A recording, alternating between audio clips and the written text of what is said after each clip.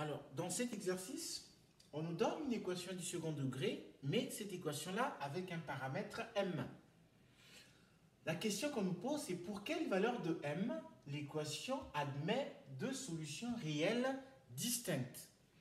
Donc, la première question à laquelle on doit se poser, c'est lorsque vous avez une équation de second degré, à quel moment est-ce que votre équation admet deux solutions distinctes? Alors, on sait que l'équation admet deux solutions distinctes lorsque le delta est positif. À ce moment-là, vous avez deux solutions distinctes. Donc, ce qu'on va faire, c'est qu'on va déterminer le delta de notre équation ici. Donc, j'ai delta qui est égal à b au carré moins 4ac. Alors, le b, c'est celui-là. Donc, vous avez moins m plus 3, le tout au carré, moins 4a, c'est m plus 1, fois c, c'est 3 moins m. Donc, si on développe, on aura ça au carré, donc ça nous fait m au carré, plus 6m, plus 9, moins 4 facteur. Ici, on aura 3m, ça et ça nous fait moins m carré, ça et ça nous fait plus 3 et plus moins m. Donc, ça nous fait m carré plus 6m plus 9 moins 12m plus 4m au carré. Alors, en fait, ce qu'on aurait dû faire, donc, le 3m moins m, ça fait 2m, donc ça nous fait moins 8m ici. Moins 8m, et puis ça et ça nous fait moins 12. Donc, on trouve que le delta, c'est ça et ça nous fait 5m carré. 6m moins 8, ça nous fait moins 2m. Et puis 9 moins 12, ça nous fait moins 3. Voilà. On trouve que le delta ici, c'est aussi une équation du second degré. Donc, on va pouvoir déterminer, chercher à factoriser cette équation du second degré. Donc, on va calculer un autre delta que je vais appeler delta prime, qui sera égal à b carré ici. Donc, ça fait moins 2 au carré, moins 4 ac, donc 5 fois moins 3, qui est égal à 4.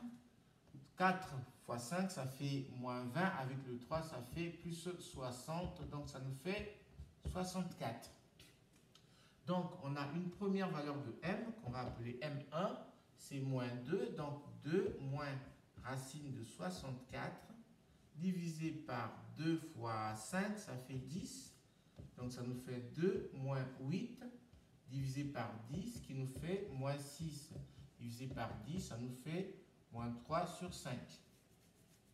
Et l'autre valeur de m, c'est m2 qui est égal à 2 plus 8, donc racine carrée de 68, divisé par 10 qui est égal à 10 sur 10, et celui-là c'est égal à 1. Maintenant, on va faire le tableau de signes. Donc ça, je peux enlever.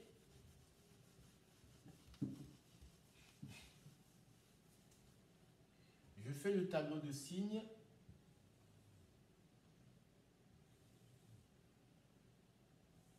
Donc là, j'ai m moins l'infini et plus l'infini. Alors, donc on sait que ce delta ici s'annule en deux valeurs, moins 3 cinquième et puis le 1. Voilà. Par contre, on n'oublie pas que notre équation du second degré était bien une équation du second degré pour m différent de moins 1. Donc, on doit exclure cette valeur. Donc, si je le mets ici, c'est une valeur qu'il faut exclure. Donc là, j'ai mon delta qui s'annule en ces deux valeurs. Voilà. Donc, étant donné que le delta c'est 5, le coefficient de a carré c'est 5, Donc ici, on a plus, on a plus, on a plus, et à l'intérieur, on a moins. Donc, on dira que delta est positif pour tout x, alors pour tout m appartient à l'intervalle de moins l'infini, moins 1, union, moins 1, moins 3 cinquième, et puis union de 1 à plus l'infini. Alors, en 1, on peut le prendre, voilà, et en 3 aussi. Voilà. Voilà donc la condition pour que notre équation puisse admettre deux solutions distinctes. Le m doit être là. Merci.